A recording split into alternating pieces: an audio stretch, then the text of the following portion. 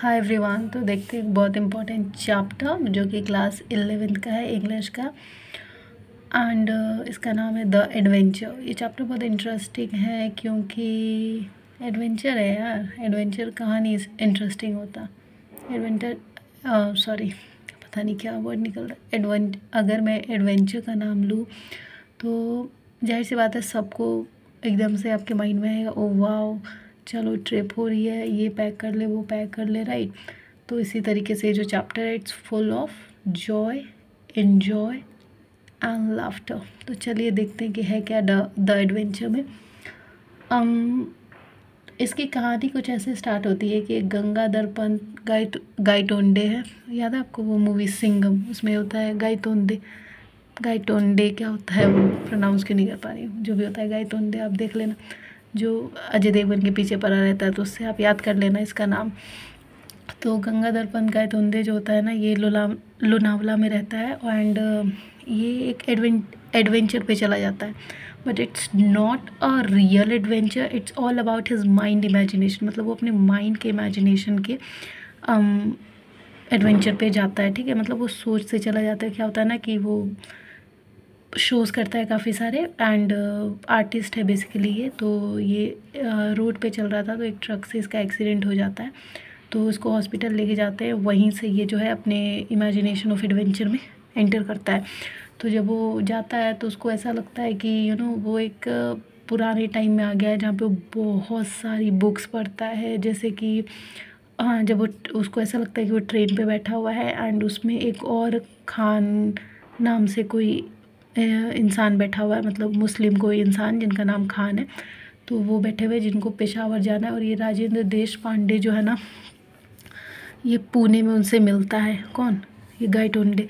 तो वो जो खान है वो पेशावर जाने वाले होते हैं। तो इनकी और गायतोंडे की बात भी होती है। तो बताते हैं कि हाँ इस ट्रेन पे लिखा हुआ है कि ब्रिटिश का ट्रेन है। एंड तो वो कहता है कि आप इतनी दूर मतलब कैसे ट्रैवल करेंगे यहाँ से?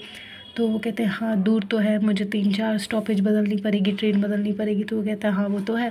तो जब उसका स्टॉपेज आता है तो उतर जाता है। फिर वो देखता है कि एक विक्टोरिया टर्मिनल पे वो उतर जाता है। वहाँ पे देखता है एक बोर्ड लगा होता है जहाँ पे headquarter of east India company लिखा होता है, क्योंकि ब्रिटिश का ही राज चल रहा होता है तो उनका ही हेडक्वार्टर होता है। तो ये देख के बहुत हैरान हो जाता है। मन में सोचता है अरे इनका हेडक्वार्टर क्यों है? मैंने तो सुना था कि हाँ इनका राज था, पर ये क्या अभी भी है? तो असल में ही वहाँ पे ईस्ट इंडिया कंपनी का राज था, पर वो सोच समझ नहीं पा रहा था। ये तो 1857 के टाइम पे क्रांति हुई थी और ये अंग्रेज तब राज करते थे, पर मैं आज इनको क्यों देख पा रहा हूँ? तब उसको समझ में आता है अरे ये एरिया तो अभी भी उनके कब्जे में ही है। फिर उसके बाद से विजय जो है उस मतलब एक बंदा जिसको ये सारी कहानियाँ वगैरह सुना रहा होता है। फिर ये पानीपत के बाद जो है ना, पानीपत के बारे में सारी हिस्ट्री पढ़ता है कि कैसे वहाँ की लड़ाई हुई, पानीपत रीजन कैसा था, क्या था, नहीं था। वो कहता है इंडिया जैसे डेमोक्रेसी में जहाँ पे ब्रिटिशर्स ने कंट्रोल किया, वहाँ पे यूरोप कैसे डेमोक्रेसी आई, कैसे काम करती है, फ्री एंड फेयर इलेक्शन है कि नहीं। मतलब ये हर इस चीज़ का मतलब निकालता है।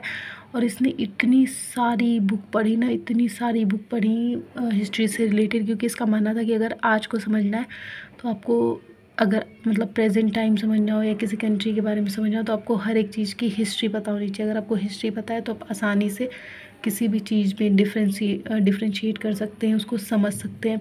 तो जब ये मतलब पूरी अपना एडवेंचर करता है, काफ़ी सारे जैसे लोनावला जाता है, पेशावर एक इंसान जा रहा होता है उससे मिलता है, वहाँ पे उसको आइडिया होता है कि ये भी एक जगह है, उसके बारे में भी इन्फॉर्मेशन निकालता है। पानीपत के बारे में पढ़ता है, 1857 रिवॉल्ट के बारे में पढ़ता है, ईस्ट इंडिया कंपनी के बारे में पढ़ता है, ब्रिटिशर्स के बारे में पढ़ता है, इंडिया में डेमोक्रेसी कैसी है वो पढ़ता है, पुणे के बारे में सारा कुछ इन्फॉर्मेशन निकालता है। फिर ये जब वापस आता है अपने इमेजिनेशन से, तो ये एक इंसान है विजय जिसको ये बताता है कि कैटिस थ्योरी के बारे में। कैटिस थ्योरी क्या होती है कि आप हर एक इन्फॉर्मेशन निकाल ले जो कि साइंटिफिक वे में, साइंटिफिक मेथड पे बेस्ड होती है। तो फिर वो उसको कहते हैं तू पागल है क्या? तो फिर वो बोलता है कि नहीं ये सच है। तो फिर वो कहता है कि आप ही बताओ ऐसे कैसे पॉसिबल। तो वो कहते हैं कि शायद ये इलेक्ट्रॉन्स समझ रहे हो तुम? तो वो कहता है नहीं तुम समझाओ, तुम साइंटिस्ट हो कि मैं। तो फिर वो समझाता है कि इलेक्ट्रॉन्स ऐसे होते हैं कि अगर कोई एनर्जी मिल जाए ना तो वो अपने आपको उस तरफ अट्रैक्ट कर लेते हैं। तो फिर वही तुम्हारे साथ हुआ है। तुमने अपने माइंड में सारी हिस्ट्री के बारे में सोचा, ईस्ट इंडिया कंपनी के बारे में सोचा, पानीपत के बारे में सोचा, तो तुम्हारे माइंड ने उस चीज़ को अट्रैक्ट कर लिया, जैसे एक इलेक्ट्रॉन एक एनर्जी की तरफ अट्रैक्ट हो जाता है, और ऐसा असल में कुछ नहीं हुआ, ये सब तुम्हारा इमेजिनेशन है। पर तुम्हें काफ़ी कुछ नॉलेज हो चुका है, क्योंकि उसके मतलब वो जो लाइब्रेरी में बहुत सारी बुक पढ़ा था ना, उसमें से वो बुक गलती से उसके पास रह गई थी, तो वो बुक फिर गिर गई, लेकिन उसका एक पेज उसके पैकेट में रह गया, तो उससे ही वो जो विजय थे मान लिया कि हाँ ये सच बोल रहा है, कि ऐसे ऐसे इमेजिनेशन उसने की है। तो फिर जब कैटिस थ्योरी के बारे में बताता है तो वो ये भी मान लेते हैं, एंड उसको बताते हैं कि हाँ ऐसे हो सकता है। तो फिर क्योंकि उसका शो करता था ना, तो 100th शो उसका 1000th शो था, किसका, गाय टोंडे का। तो कहते हैं चलो तुम्हारा तो वो शो भी पानीपत से बेस्ड है, तो तुम वो शो करो और उसमें इन्फॉर्मेशन देना, सब खुश हो जाएंगे, तुम्हारी वाहवाही करेंगे कि कितना नॉलेजेबल इंसान है ये वो। तो कहता है नहीं मैं नहीं करूँगा, मेरा तो शो हो चुका है, ये जो मैं अभी करके ही आया हूँ। तो वो कहता है नहीं तुम्हें करना चाहिए, तुम्हें इतना नॉलेज है, पर वो मना कर देता है, और इसी के साथ द एडवेंचर ख़त्म होता है। I hope this interesting chapter has been understood by you, and if it is, then do like, share and subscribe. Thank you.